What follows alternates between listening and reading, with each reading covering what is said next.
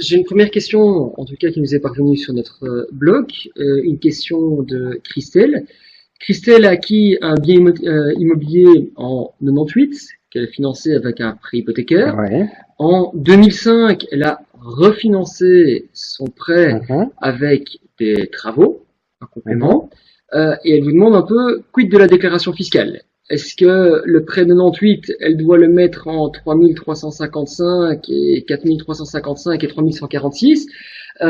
Et puis, est-ce que les deux prêts, est-ce qu'elle doit les déclarer en 3355, 3146? Comment ça se passe Alors concrètement? effectivement, là, donc Christelle a effectivement donc souscrit un emprunt hypothécaire en 1998. Donc on est dans l'ancien système de prêt hypothécaire. Donc les codes qu'elle mentionne sont effectivement donc tout à fait corrects. C'est pas parce qu'elle a refinancé en 2005 au moment où le nouveau système d'emprunt hypothécaire a vu le jour qu'elle va basculer dans ce nouveau système d'emprunt hypothécaire. Donc elle est tout à fait dans le bon. Donc les codes, il s'agit bien donc des codes, comme elle les mentionne, je les vois, 3355, 4355 pour ce qui concerne donc l'amortissement de capital, et alors donc le code 3146 en ce qui concerne donc la partie des intérêts. Voilà, donc oui, Christelle, vous êtes tout à fait dans le bon là. D'accord. Je vais passer à la question alors de Michel. Michel, lui, ben, il a contracté en juin 2015 un prêt hypothécaire pour une nouvelle construction. Mhm. Il doit mettre, en tout cas, il a mis en location ce bien ici en 2016. Il envisage de le faire pour en 2016. Quid de la déclaration de son capital et de ses intérêts? Donc, Sachant qu'en 2015, apparemment, le bien était en phase de construction, n'était pas encore loué. Oui, mais disons que Michel, donc son emprunt hypothécaire concerne la construction d'une habitation. Tout à fait.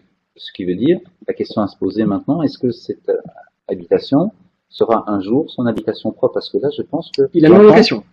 oui, donc automatiquement, je veux dire, s'il la met en location, il ne peut pas encore la mettre maintenant parce qu'elle doit être construite.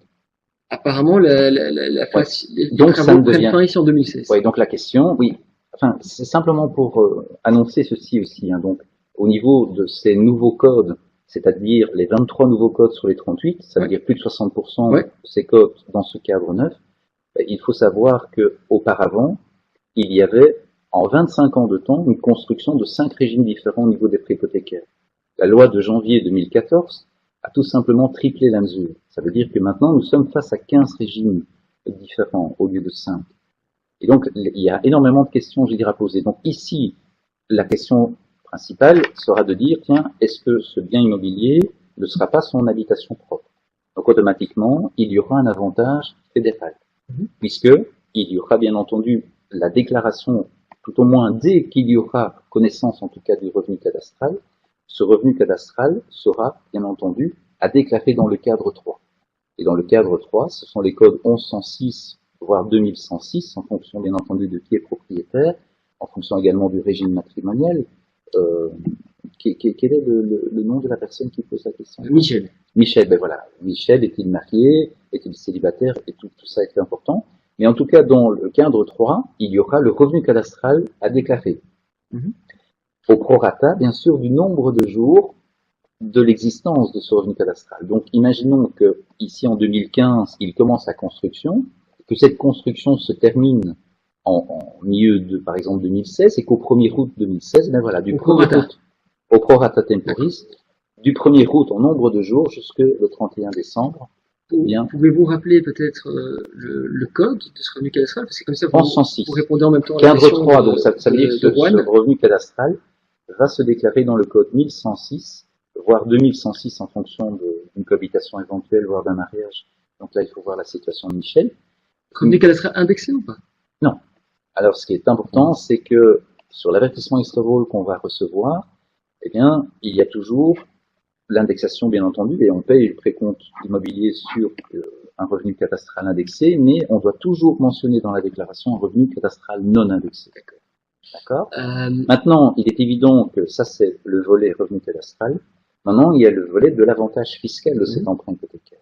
Donc, cet emprunt hypothécaire, étant donné qu'il y a naissance, et ça, c'est peut-être suite à la 6e réforme de l'État, la seule chose qui est restée, et que je trouve agréable, c'est que du côté fédéral, vous avez des cotes au niveau des intérêts Et là, on est toujours dans un système de déduction. Parce que la naissance d'un revenu cadastral en code 1106 d'une maison qu'on loue soit à des fins privées, soit à des fins professionnelles, génère automatiquement un revenu immobilier positif qui va peut-être s'ajouter au revenu professionnel.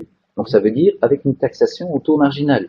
Si monsieur est imposé à 50%, et ce petit revenu immobilier, c'est une petite bulle comme ça d'oxygène qui remonte à la... Hein, donc automatiquement, elle va être méchamment, je veux dire, taxée. Et donc, l'avantage, c'est que si en parallèle il y a ce prêt hypothécaire, eh bien ce prêt hypothécaire, au niveau des intérêts dans les codes respectifs au niveau fédéral, là on va rejoindre les codes 1146, voire 2146, et ça c'est une déduction. Ça veut dire que les intérêts vont automatiquement manger ce revenu immobilier, peut-être l'annuler, donc avec aucune conséquence néfaste.